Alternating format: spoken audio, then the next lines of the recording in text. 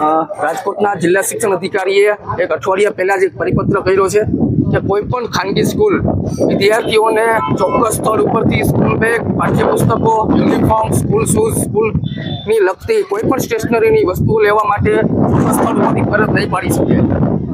તેમ છતાંય રાજકોટની અનેક ખાનગી શાળાઓએ વિદ્યાર્થીઓને ચોક્કસ સ્થળ ઉપરથી આ તમામ વસ્તુઓ ખરીદી કરવા માટેના સર્ક્યુલર મોકલ્યા છે, જે અમારી પાસે પુરાવા છે ને અમારા ધ્યાને આવ્યું છે।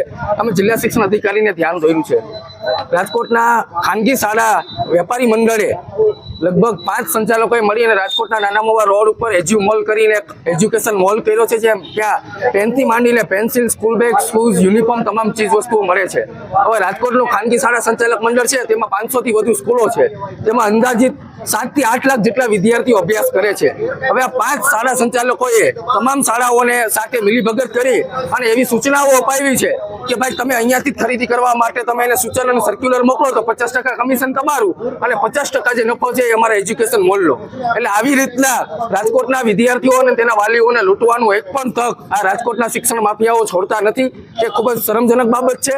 જિલ્લા શિક્ષણ અધિકારીના જે પરિપત્રનો ઉલાળ્યો છતાં આ શાળા સંચાલક મંડળો મીડિયાના અમુક મિત્રોને એવું કહે છે કે આપીને શું કરશે, નોટિસ જ આપશે ને 25,000નો દંડ આવશે, એની સામે અમારે નફો કરોડો રૂપિયાનો છે। એટલે અમારું કોંગ્રેસનું સ્ટેન્ડ ક્લિયર છે કે ભાઈ આ પ્રકારની કોઈ પણ રીતના વાલીઓને લૂંટવાની પ્રવૃત્તિ થશે તો એની સામે અમારું આંદોલન ચાલુ રહેશે। અમારા ધ્યાન મુજબ વિશ્વસનીય સૂત્રો પાસેથી માહિતી મળી, રાજકોટના સેલ્ફ ફાઇનાન્સ સ્કૂલ એસોસિએશનના અગ્રણી ડીવી મહેતા, મોદી સ્કૂલના સંચાલક રશ્મિકાંત મોદી, મહાત્મા ગાંધી સ્કૂલના પરીખ સાહેબ સહિત 5 સંચાલકો આ એજ્યુકેશન મોલના માલિક છે।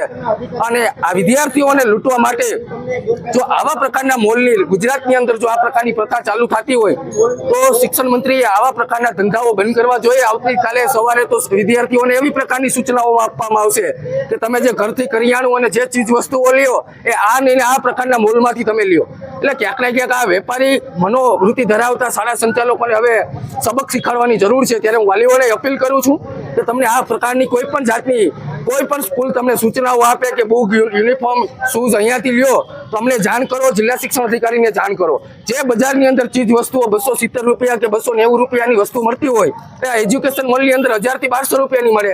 એટલે ક્યાંક ને ક્યાંક વાલીઓને લૂંટવા માટેનું આ મોટો એક લૂંટખાના મોલ છે અને આ લૂંટખાના મોલ બંધ કરાવવા માટે અમે આવનારા સમયની અંદર નવા રચનાત્મક કાર્યક્રમો કરી અને આ મોલની જે મોનોપોલી છે વાલીઓને લૂંટવાની એ સદંતરે બંધ કરાવું છું એવું વાલીઓને વિશ્વાસ અપાવું છું। અમારા ધ્યાને છેલ્લા 2 દિવસથી આવ્યું છે અને વાલીઓએ અમને ફરિયાદ કરી છે।